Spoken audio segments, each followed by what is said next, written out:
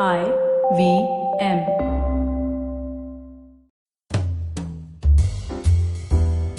Every handwriting analysis session reveals something new and unique, not only for the person whose handwriting is being analyzed, but also for the person who's analyzing it, for a graphologist like me. Though you can see the strokes which are familiar and the mathematical probabilities of combining some behavioral traits together, the real stories woven in those strokes are always more lyrical. However, once in a while you meet someone who demands that you stay active on your toes, be all alert and agile, answer each question with as much gravitas as possible, as you know that the other person is an intelligent, sharp-witted wordsmith. Welcome to Absolutely Right, the very first graphology-based podcast show in India. I'm your host, Aditi Surana. I am a graphologist and a high-performance coach. I'm elated to introduce you to today's guest, Rochelle Pinto, who is the founding editor of Tweak India, a digital media company built by multitaskers for multitaskers. Before joining hands with Twinkle Khanna in her current organization, Rochelle led the digital teams at some of India's most respected publications, including GQ and ELLE. She's also a published author with 2 books to her name. One of them is co-authored with Kareena Kapoor Khan. She has taught at numerous institutes in Mumbai and can be heard discussing fashion on Radio 1. As you listen to this episode, keep your own handwriting sample handy. I will be analyzing Rochelle's writing, but will be talking about some handwriting strokes that you can find in your own writing.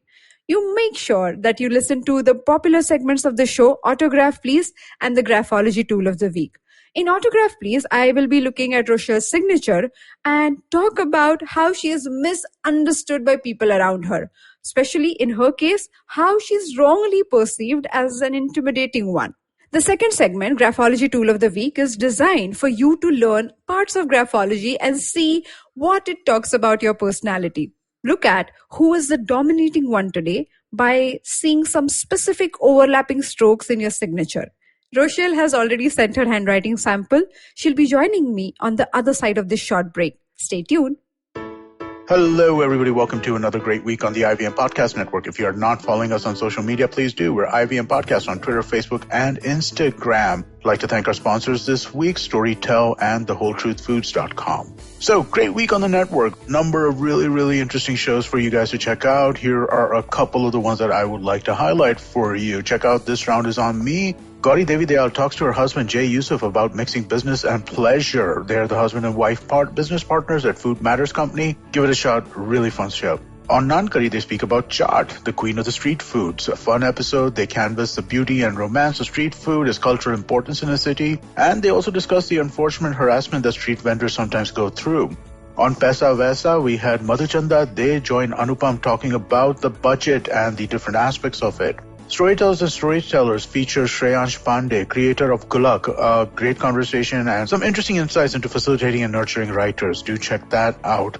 On Thale Harate, the Kannada podcast, Mansi Prasad spoke to Pawan Srinath about the history and appreciation of Indian music. It's a really interesting conversation. They discuss classical music and how it evolved in India, what are the various musical instruments and how they developed. Really fun, interesting stuff. And with that, let me get you back to your show.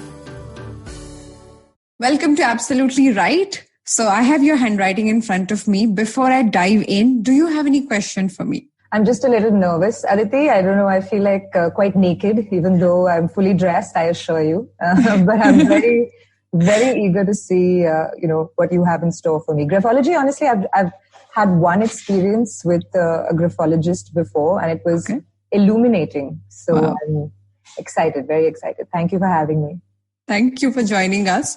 Now, when I look at your writing, first of all, I must say that what you wrote was so funny and so witty. It was a treat to read. Thank you. Generally, I do not read the content of the writing sample, but I just couldn't resist myself. It was so well written. So thank you. There was a lot of pressure. Your producer, Rashi, was like, write anything. And my mind immediately went into like anxiety mode. Now, first thing that stood out when I looked at your writing was your ability to playfully and in an imaginative way plan and execute your creative ideas. Okay. And I'm saying this because the way you write your letter F, it has both the loops completely formed and also has a little knot in the middle. So you make like a nice bloated F letter. Okay. And that talks about how imaginative you are with each plan and how you manage to execute things, not exactly as per your plan, but in a way, managing the end result in mind and deliver on it. However, there is always some complicated and interesting story to tell. Because you're planning and execution, somehow people won't see it, but it always twists and turns, and somehow you manage to still deliver what you do. That's actually, I would say, spot on. Because I have a very short attention span. Somehow between coming up with the idea and executing the idea, in the middle I kind of forget what needs to happen. So I learned from a very young age to think on my feet, and nothing goes according to plan, mostly because I myself forget half the time like what the original plan was. So the ability to adapt, I think, is something that, as a result of exactly what you're saying, right? Like just between the beginning and the end, what the khichdi that goes into that part is often hidden, and thank God, because otherwise nobody would hire me. They'd be like, what a chaotic creature this person is. But so far, I think managed to land on my feet. My grandmother used to always say, you have to rise to the occasion. This is something like she just kept drilling into our heads. Wow. So no matter what is thrown at you, you have to just figure out a way to make the best of it. And you actually do that. So many times the plans made by other people were given to you and you were expected. I wouldn't say that you landed up, but you were expected to deliver on those plans. Have you been talking to my boss by any time, or my teachers, or my parents? Yes, we tried hiring people to talk to all of them. So the whole idea is, when you tried that, so many times a part of you does not allow you to do it. And I'll tell you where it comes from. You see the gaps or discrepancies very easily in any situation. You know, what you express as funny, witty, humorous actually comes from those discrepancies that you keep observing throughout the day.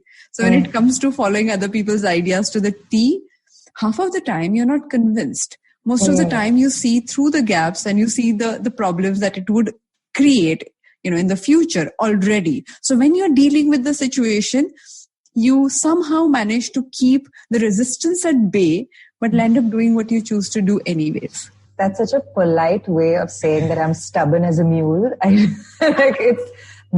Please, I'm glad we're recording this, because I'm going to use this now in all explanations. I'm just going to be like, I'm not stubborn. I just see the discrepancies in your plan, and I have a better way of executing it. So you're very kind, but that is unfortunately true. No, but I do not agree that you're stubborn. I do not feel you're stubborn. Wow, okay. Yeah. Because I'll tell you where I see the difference, and it's also for our listeners to kind of evaluate the situation. Stubbornness is about following up on an idea and supporting the idea only and only because it is my idea. Because I've already given this idea, I have, invested my time, energy, and so-called my ego with it. Now I cannot back off. This is where a person becomes stubborn. Right. Most stubborn people, halfway through their stubbornness, get convinced that they shouldn't be stubborn about it, but now they cannot back off, so they continue the battle anyways.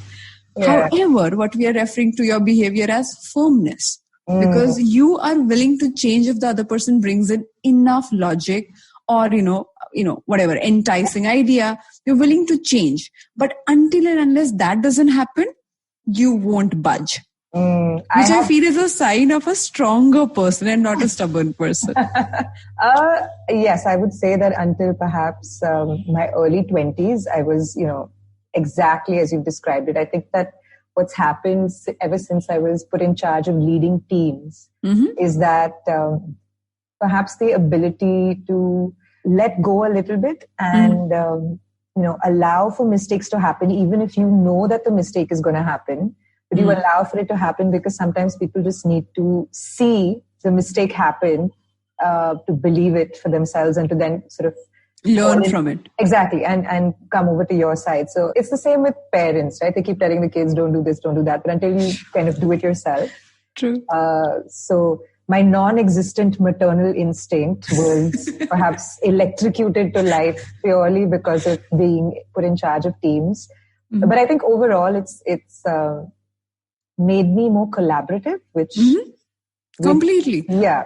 Not only collaborative, also you see now your team as a weird way of saying this, but an extension of what all you can achieve together. And that sense of collective consciousness is a strong word, but collective thinking process, or the organism that you become together to deal with a bigger situation. And you're enjoying it. You're enjoying leading these projects. You're enjoying exploring larger ideas, which otherwise you knew you couldn't do by yourself, which I feel is becoming your new adventure, obsession, being able to figure out what all you can do. How can you say things? So going back to the point I was making, because you read between the lines and you are extremely observant, so many times you catch people say things and you do not confront them.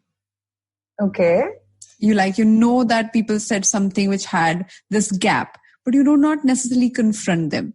Now, that is an interesting way of listening to somebody and absorbing what they're saying and not fighting, not putting up a battle every single time. Yeah, that's true. That's not something I would have done when I was younger, but I'm learning to, because I also think that, sometimes people feel that they need to, especially in a professional environment, people feel like they need to have an answer for a question that's asked or have a response, because we're taught to just react very quickly. And sometimes what I've learned is that it's not necessarily the entire story of what people mean to say, or sometimes when they're in a spot, they may not even have the vocabulary to express themselves precisely in the way that they really want to.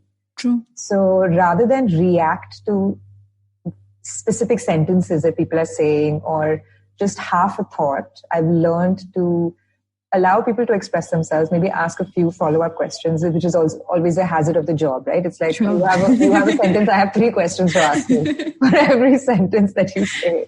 True. But I think that it's put me in a less combative space in general in life. Definitely. Am I allowed to ask you how you figured all of this out? So all of this, so wherever I can give my graphological tidbits, I'm doing. But graphology is a collection of almost 800 strokes. Not like we have only 52 letters, but the combination. Each we have 52 types of writing, only the small letter T. Now, when you have 2-3 styles like that, you start finding the combination of it, and then you talk about each trait. So it's poetic and it's beautiful and it's mathematical. And you can just go on and on. That's fascinating. So over to you. What questions do you have for me? Well, I wanted to ask you first, since you're able to diagnose my personality through the way I'm writing, is it possible for people to change their personality using their writing? So personality, I call it, I keep saying this, but personality is a process. Right. So what you understand as your personality today won't be true after 2 years and wasn't true 2 years ago. As we are talking about, as a teenager, you were different and now you have changed. So personality has evolved. The point is, can we look at it as a mechanism, as a weapon, as a machine that we can fine tune to achieve the kind of results we want to achieve, to achieve the kind of experience we want to have with it. Right. If you feel you get triggered in a certain way, and if your handwriting reflects that, then we really want to look at those triggers and see what is the correlating behavior underneath that. And can we change those handwriting strokes is where the beauty of the subject is. Right. So we can't change everything. Like you cannot turn a rose into a lotus by stretching the petals, and none of that is happening. Correct. So I'm very careful about it, because sometimes people are like, okay, give me a personality of a creative person or an engineer. You can't do that. Of course, you cannot change everything about you, but can you fine tune? Yes. Can you really use this process is intrusive in a way that I would not talk to you about a lot of issues and where it came from and why it happened. I look at the stroke, I see where the behavior is coming from, probably talk to you to understand where the challenge is, and then use graphotherapy to resolve it. So there is such a thing as being able to resolve certain issues, perhaps key issues, using handwriting. So it's almost like a therapeutic tool. Yes. And I have spent most of my career researching the subject of graphotherapy, where you actually, after changing the strokes within 45 days, you start seeing a different personality altogether. And people are like, oh my God, my personality has changed. But it is changing anyways. You just guided it in a manner that now it is working in a way that you want it to. Yeah. It's funny that you say this because... you know how in school we would have the scouts and guides? Do you remember that?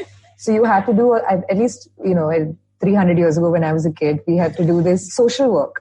And we had a placard on which we had to write the names of the people for whom we did the work. And they had to write their names, how much money they gave us because they would... Right. I remember walking around with those cards. Yeah, of course. First of all, how crazy is it that people would allow their kids to go into complete strangers' homes and perform like manual labor and unattended, right? Like the 8th and 10th, which is, I mean, if you told people this today, they'd be like, did you even have parents? But invariably, we would successfully accomplish maybe 3 or 4 tasks, and then the rest we just had to kind of make up and bribe our parents to give us the money because you had a target, right? Sure. Like any good salesperson, you had a target. So I remember trying to write, pretend to be various people, right?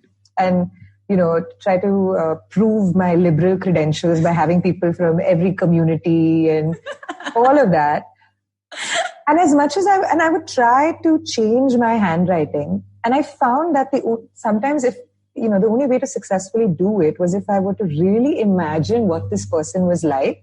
Mm-hmm. Like if I wrote, whatever, Mr. Khanna, I would imagine in my head this grumpy old man, and only then would I successfully be able to create a new style of writing. New font. Yeah, otherwise it would just be like a crooked version of the same thing, which I found was interesting. So I was almost breathing life into these characters purely through handwriting.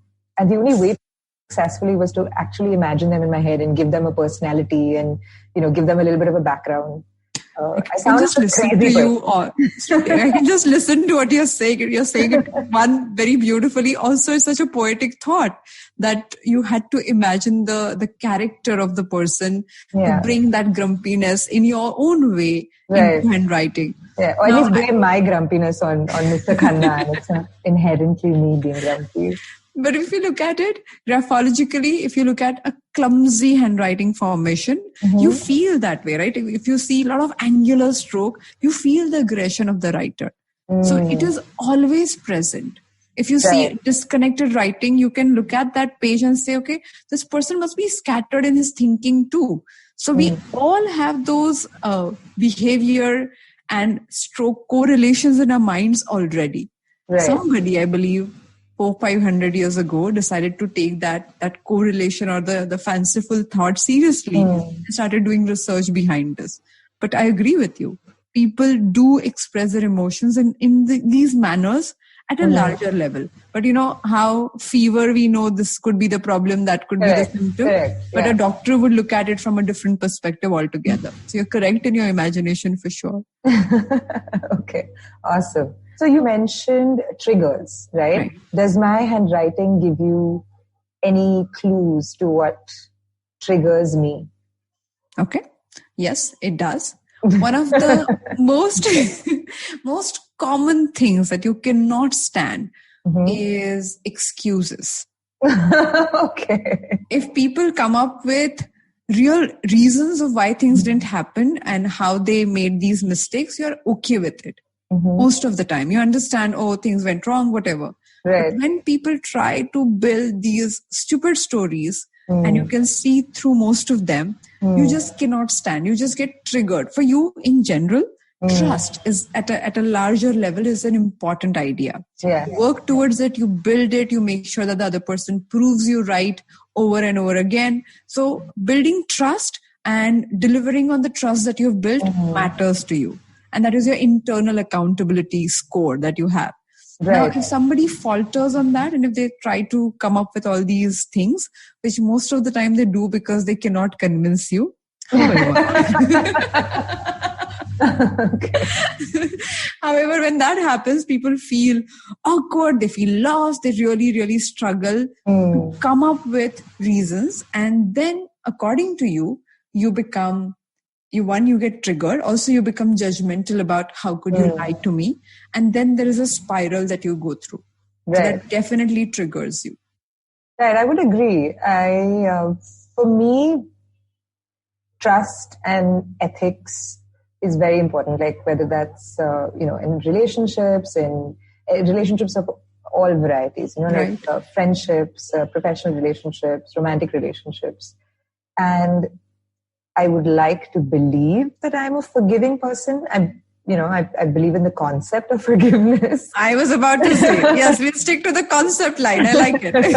Yeah, I'm willing to take a chance and give people second chances, but I don't like being lied to because, as you said, it almost feels like more than even the lie itself, it's almost like an insult to my intelligence, and that for me is a little more unforgivable. That you thought you would get away with it, I'd much rather you just spared us this song and dance and just gave it to me straight, And because I've been told, which I'm sure you already know from my handwriting, that I have the word is intimidating. A lot of people tell me, that when we first met you, we were very intimidated by you, or when we spoke to you on the phone. And I'm like, me? So But it's been told to me often enough that I'll believe it. I'm intimidating. As a result of which people with perhaps softer personalities feel like they can't take the time to think about what they need to say and how to phrase it properly. And they just sort of, come up with something in the moment, which, as you said, it just creates this vicious cycle where I'm like, you're lying. You're not someone I can trust. So can you see that I've been accused of being intimidating, even though I'm like so gentle through my handwriting? Gentle? What are you talking about? So yes, let's define this whole idea of intimidating. Right. When a woman does not agree and does not sugarcoat what she wants to say, and when she says no and means it, it's very difficult for men and women to deal with that kind of a person. Correct. Because we are given this role and we're supposed to fit that box. And it's not that you work very hard to not fit that box. Definitely that's not the case. And that's where probably you have this idea of gentleness. An illusion, a fantasy. Agreed. But when it comes to your acute observations, your ability to process information and come up with articulate what exactly you want to say, when that happens, people feel that there is no scope for them to argue, defend themselves, and this is where the intimidation is seen by them. Correct. Right? Are you intimidating? You have low threshold for stupidities. I love that. I'm going to put that on a t-shirt. This is a warning. Yes. So make sure that you test yourself before you come in front of me. So I always tell my team there's no such thing as a stupid question. Like if someone has a genuine doubt, I'm in fact very happy when people ask questions in the course of communication. What I don't like is when you don't learn from the question that you asked and then you just kind of transfer that responsibility to the person who's you're asking the question to. Right. You know what I mean? Because like none of us were born knowing the things that we do. True. But once you're told, then you should be able to assimilate that information, metabolize it, and use it. So I would say here is a point. So many times we understand a situation and what people should do from our internal frame of reference. Correct. Yeah. Right? So because you're quick at understanding, learning, adapting, and also problem solving, when you look at other people, you think these qualities are one must and secondly so simple. Right. Why is it a problem? How could you have a problem with this? Like this is something, I did it when I was 13-year-old. What are you struggling with? But this is the part of feeling intimidated by you. When they feel that they won't be accepted for their flaws or, you're okay until you're okay. And when you're not okay, suddenly the whole situation will become different. That makes you slightly unpredictable for them. That's interesting, because literally this is the exact same thing I keep telling my boyfriend, that just because it's easy for you to understand doesn't mean that, everyone understands it. But I think what I've learned in my journey of being a team leader is that perhaps the most important thing is to communicate clearly.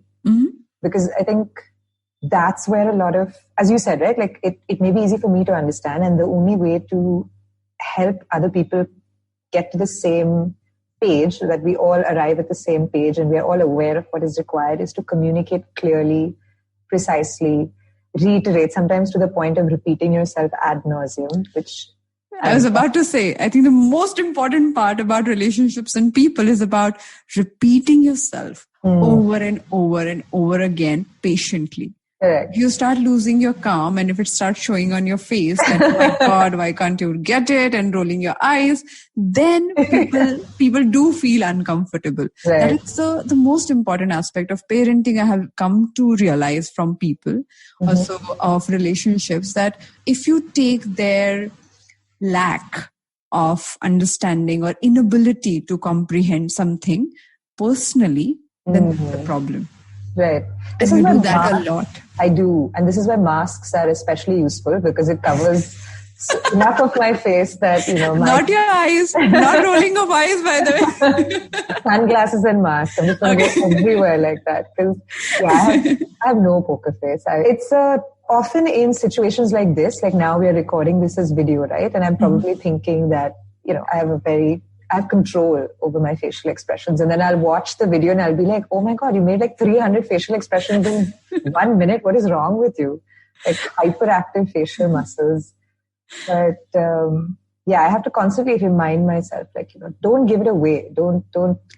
I think more than giving it away, I would say something very simple. When we think that way, it shows on our face for sure. Right. The beauty. What way? Sorry. I'm saying when you are judging somebody, they catch it. When you are feeling that they're not good enough, they know it. It's not in your expressions. I shouldn't be laughing. Oh my God.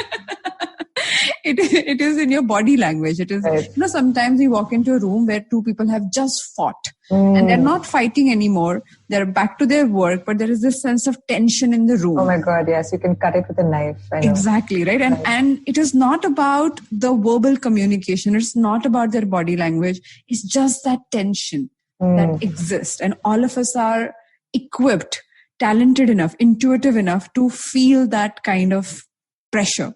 Right. And that's what happens when you think about people in a certain way. So the key is not to probably hide it under a mask, but probably look at where the judgment comes from. So what you're saying is I would be a terrible spy and I should definitely not give up my day job. Yes. Okay. Don't do it. No. I don't actually know where this rush to judge comes from, but if I were to take a stab at it, I feel like from a young age, I was always in an environment where the people around me were older. And because I went to school really early, I learned to read really early, so I became very annoying. And then my parents were like, please go to school, like we can't handle you anymore. So I think that in school, when you're younger and you know that, especially when you're in those formative years, I think, when you're like 5, 6, 7, that 1 year age gap makes a huge difference in the way that it doesn't when you're in your 20s or 30s, right? True. So I feel like my need to assess the situation quickly, to succeed in that situation, I mean, this is what I'm assuming. I think it comes from there. And then it got exacerbated by the fact that I had to figure out who am I, because I'm naturally a competitive person. So like, who is somebody I need to kind of watch out for, and who's someone who I need to be aware of. True. And then maybe that, as I grew older, just cemented and solidified, and it crystallized into this personality that now makes snap judgments. So I will break it into two parts. First is when you are looking at other people and when your speed of observing things and assimilating that information is really high compared to other people. So by the time they catch up, you have made the assessment. Now with assessments, it's very interesting. Like I say this, I took 1 year collectively to learn how to analyze people and analyze handwritings.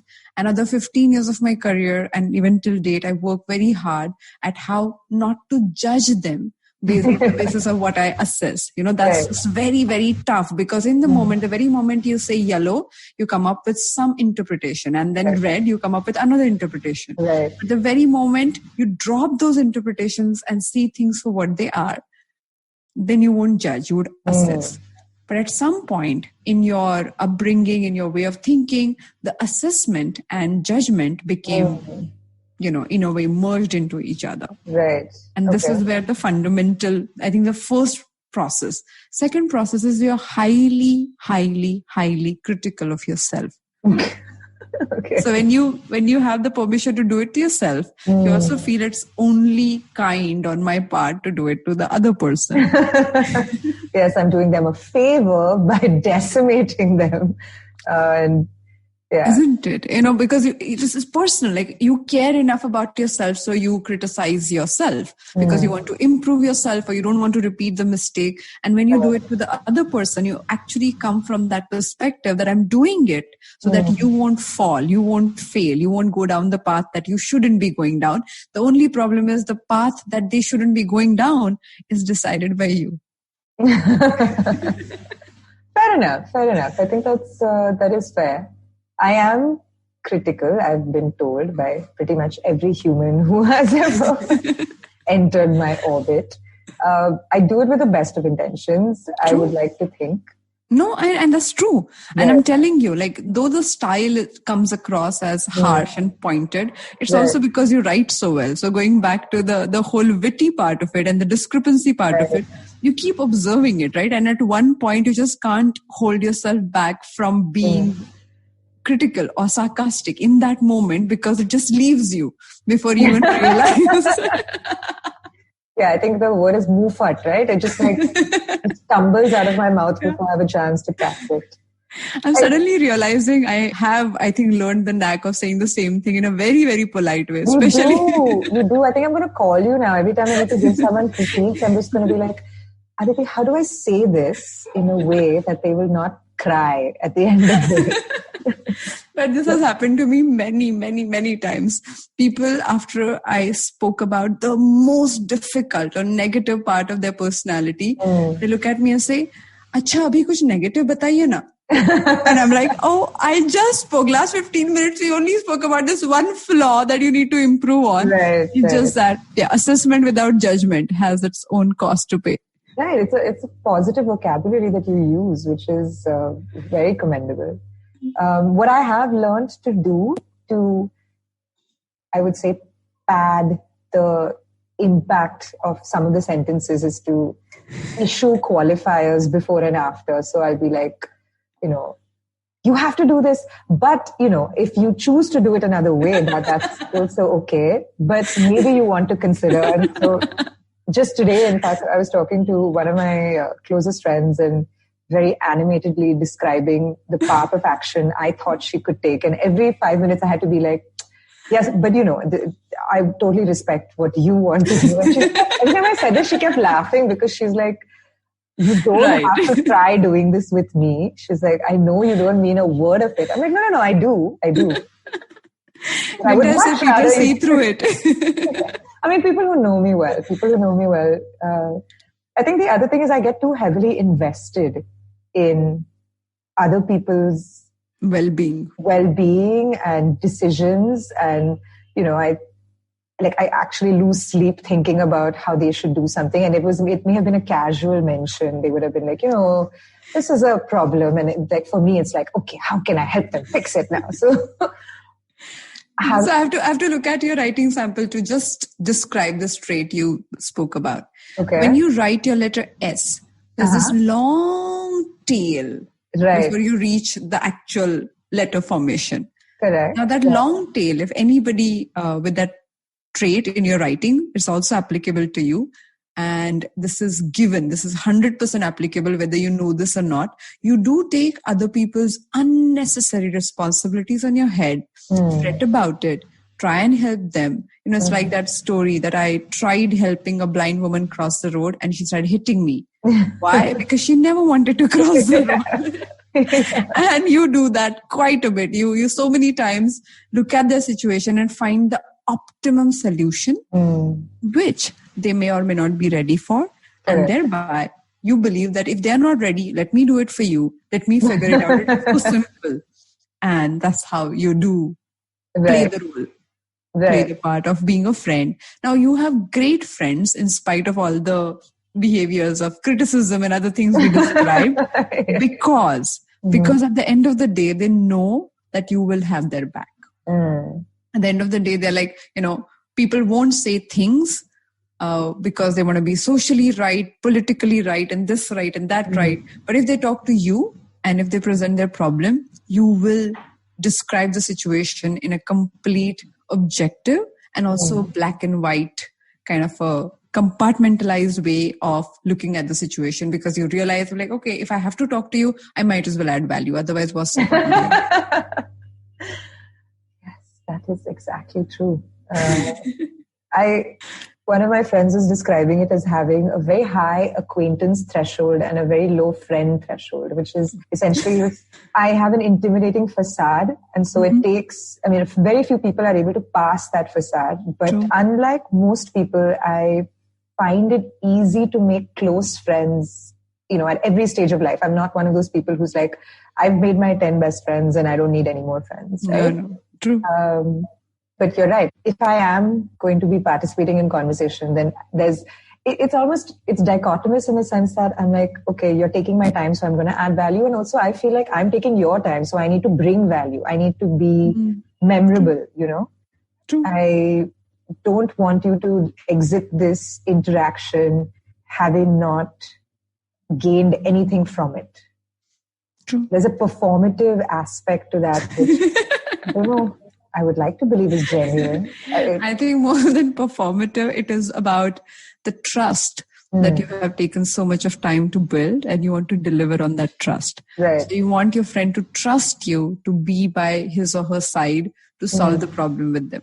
But on that note, I want to take our conversation to our next segment, which is called Autograph Please. Okay. Now, signatures talk about your public image and handwriting talks about who you are. Now, all of us have these public images. We're talking about this facade that you described just now. But all of us have some or the other image that we carry knowingly or unknowingly.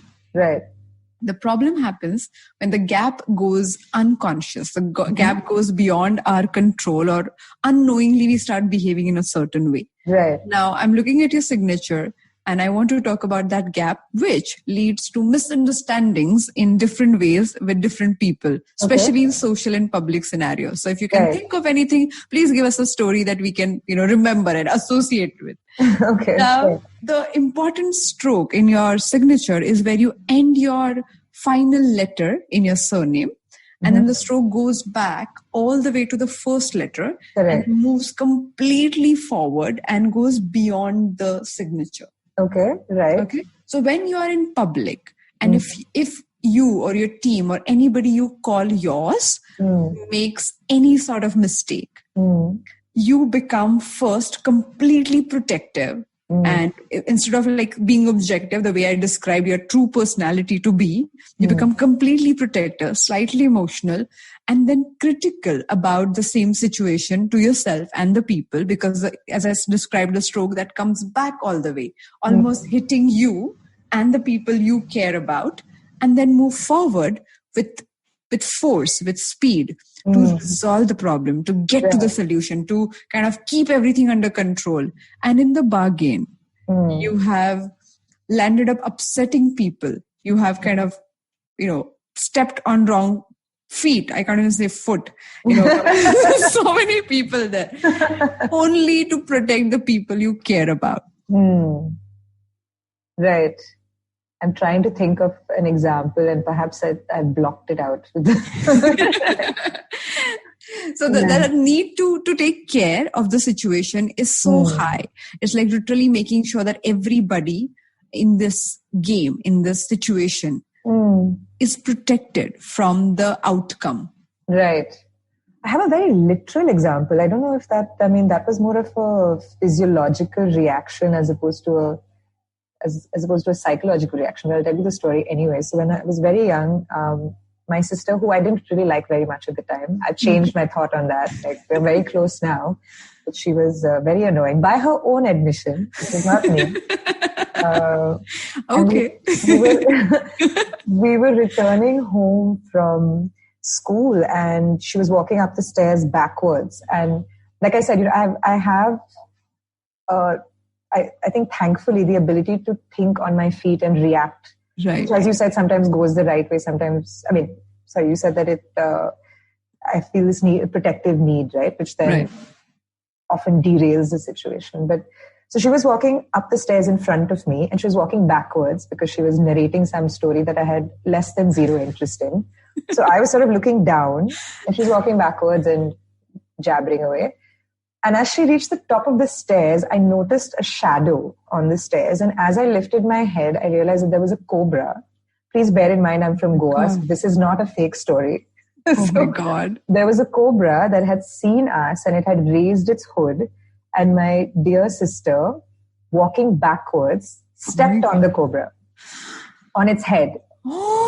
And I don't know, there was some sort of survival instinct that kicked in. And she was 5 or 6, which means I was 11.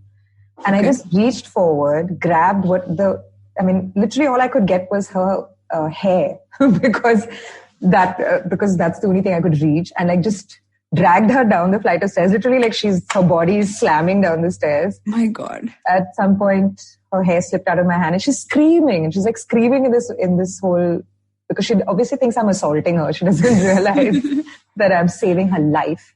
True. And then grabbed her collar, dragged her out. And I was just... So like I said, it was a physiological reaction, but I don't know if this really makes sense to the story. But it does. And it's exactly what I'm trying to say, because you were trying to protect, but people in the situation kind of retaliate, believing that this is done forcefully. This shouldn't be done in this manner. Now apply this to any situation psychologically. Right. Makes sense. Yeah, I was not pleased with the fact that she put us in that situation either. I was like, can't you just walk normally? Who walks backwards? But I think there is a rush to help people without perhaps fully giving them the liberty to reject my help, which happens often enough. Yeah, definitely. And I think that's the point I was trying to make, because your efforts, and you do evaluate yourself on the basis of how much did I do? What contribution did I make? That's your major evaluation metrics, if I may say. And you keep improving it without keeping in mind whether the other person really needed that help. And in the process, and I must give my own example, so many times, after studying people so much, you can see the trends and you can see the patterns. And when people close to you speak in a certain manner and you really want them to progress, I caught myself being critical of them only because I didn't want them to fall. And in the bargain, I ended up spoiling these relationships in order to help them. And then there were no relationships left for me to help them because they're like, oh my God, this was so tough. This was so critical. Yeah. And as a person, I behave like that. For me, I have my whatever standards and I keep reinventing myself. It took some awareness and a lot of work for me to realize if the end goal of the situation is to help the other person, then it also has to be done in a manner that they will enjoy the process. Correct. That simple awareness that some teacher brought for me just shifted the way I interacted. Right. No, that is very insightful. And I think just having the patience to ask, how can I help, perhaps is a tool that you could use. And if the person says, I don't need your help or no, nothing, then just being able to sit down and I don't think that tool will work for you. I'm trying. I don't know what else to do. But it's unnatural. I would say that instead of doing it, if you can try giving 3 options to people, say these are the 3 options I can help you with. Would you like any one of them? Because you have done the problem, you have done your role or job of solving the problem and coming up with solutions, which you cannot stop yourself from. And at the same time, you have given them a choice to choose from. But if you don't do your job, you're going to feel guilty, keeping the speed at which you function. So that patience and all of that's not going to work. That's excellent advice. Thank you. I will definitely take that as a tool. Sure.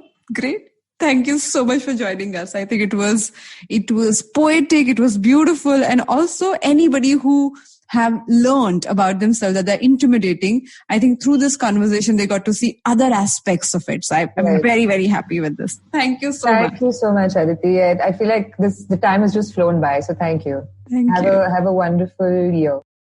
A small little signature can speak about you, your parents, your relationship with them, their relationship with one another, your work style, your social skills, your financial decision making, your confidence levels, your leadership styles, and much more. So here is a specific meaning of your first name being overlapped by other letters in your signature. What does it mean? Wait, I'll discuss that on the other side of this short break. Stay tuned. Whether you're an established sports person or a budding one, or simply a sports enthusiast, join us, Tanvi and Shlok. We are two passionate pro badminton players talking policy, mindset and everything sport. So tune in to The Millennial Athlete every Monday. Only on the IVM Podcast Network. Trust us, it's gonna be lit. Parenting is a tough journey. If you are a parent, then you already know this. No matter how hard you try, you feel as if you're going to damage your child in some or the other manner. If you are an adult, then you are already aware of this fact that most of your therapy sessions will be spent in discussing the impact of your parents and their personality on your life and your personality. Best-selling author of the book, The Conscious Parenting, Dr. Shefali says, every interaction with our children is a reflection of our own relationship with ourselves. Which also means that we all are shaped not only by the way our parents looked at us, but the way they looked at themselves. We all have borrowed or even stolen parts of our parents' personality.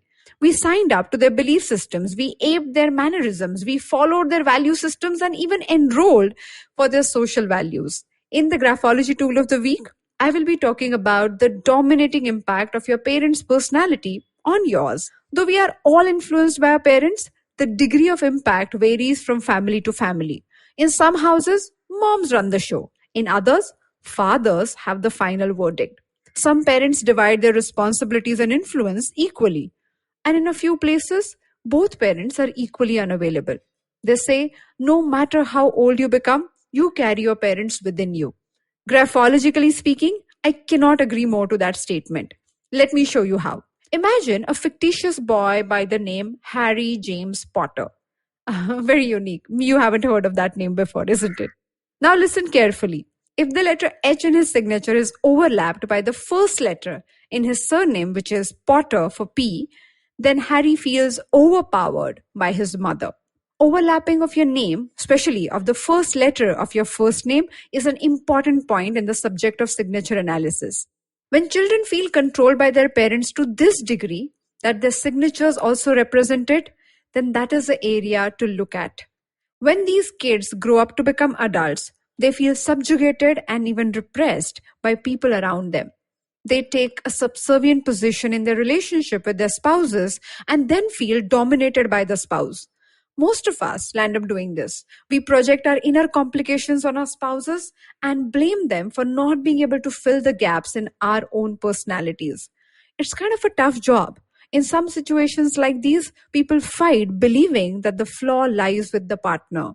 In most cases, people grow resentful of their partners without knowing that the job of fixing the situation lies in their hand. In such situations, a tool like Graphology can come handy. It can show you the real mirror for you to understand where the damage is coming from. Thank you so much for joining me on this episode of Absolutely Right. I hope this information has added value to your life. In the next episode on our Friday relationship series, the topic will be around paying attention in your relationship. You know, when you are with that one special person, in the initial phases, it's all about being seen, feeling special, feeling celebrated, being noticed. But as people grow older in their relationship, they feel taken for granted, not seen, not heard at all. They grow resentful of one another. Let's talk about a few signs and ways to build a healthy relationship with someone who was once the most favorite person of your life. As announced earlier, in this lovely romantic month of February, give your partner a gift of understanding and empathy. Attend a relationship workshop called Rediscover Yourself in Love at 3 p.m. on 14th of Feb. And Graphology-based couple analysis sessions that you can book anytime called You and I. The details are available on my website, aditisurana.com.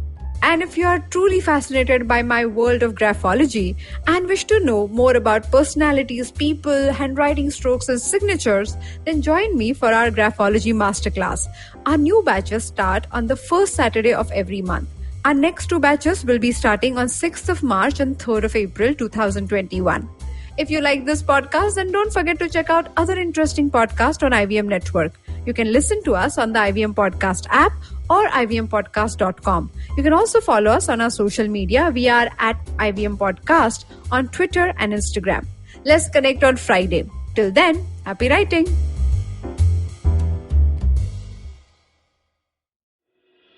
Namaskar, dear friends. My name is Ashish Vidyarthi.